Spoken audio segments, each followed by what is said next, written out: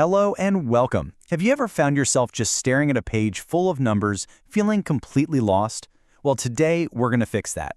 We're going to walk through, step by step, how to take a confusing jumble of data and turn it into a simple story that actually makes sense. Yeah, does this look familiar? We're all kind of swimming in information these days, right? Charts, graphs, numbers, it can feel pretty overwhelming. It's like having all the pieces of a puzzle, but with no picture on the box to guide you.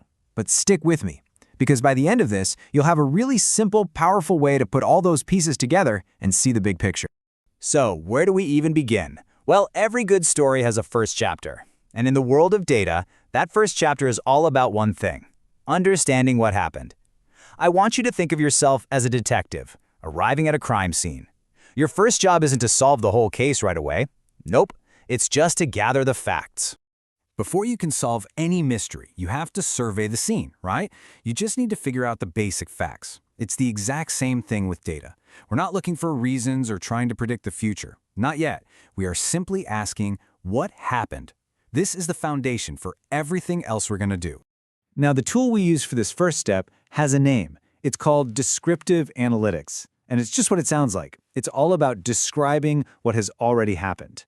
We look back at past data to get a clear, simple summary of the past. It's like writing the who, what, where of our story. For example, let's imagine a retail store.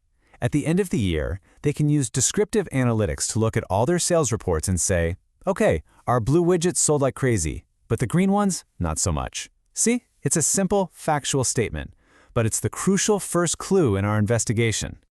Okay, so now we know what happened. The plot is thickening. Knowing that the blue widgets were best sellers is great information, but the real magic happens when we start to figure out why. This is the moment we go from just being a reporter of facts to a true data detective. So, we know the blue widgets were flying off the shelves. But was that just a random lucky break? Or was there a very specific reason for it? This is what separates a surface-level glance at the numbers from a deep, really useful insight. So for this, our next tool in the detective kit is Diagnostic Analytics. This is where we put on our Sherlock Holmes hat and start looking for clues that connect the dots. It's all about digging in to find the root cause, the why behind the what. So, how do we actually do that? Well, it's a pretty straightforward three-step process. First, we spot something unusual in the data. An unexpected spike in sales or a sudden drop. Then, we start gathering more data that's related to that change. Did we run a special promotion? Was there a big event happening? And finally, we look for patterns that can explain what happened. It's just like finding the motive in a mystery. Let's go back to our store. They see this huge spike in sales for blue widgets back in October. So they use Diagnostic Analytics, they collect a bit more data, and then, aha! That's when we launch that big social media campaign. Boom! Now they have a clear connection between their marketing and their sales. All right, so we've cracked the case of the October sales spike. We know what happened and why. Now it's time to look to the future. This is where data analysis stops being a rearview mirror and starts becoming more like a crystal ball, helping us see what's coming next so we can make a plan.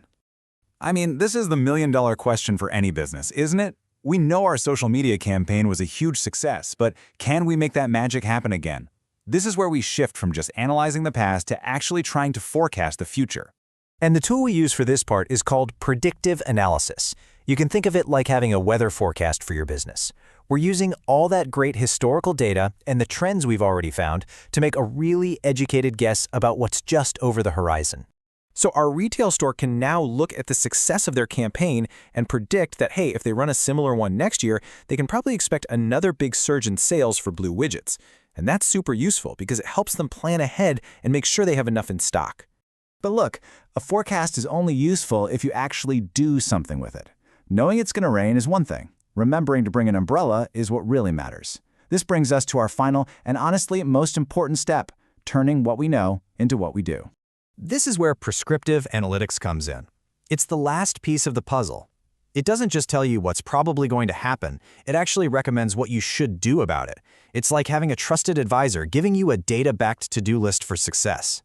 So here's the key difference, nice and simple. Predictive analytics is the weather forecast. It tells you there's a 90% chance of rain tomorrow. Prescriptive analytics is your mom telling you, don't forget to take your umbrella. One gives you the information, the other tells you what to do with it. One's the forecast, the other's the plan. So there you have it. When you put all of these pieces together, you create this incredible, powerful system for making smart, confident decisions.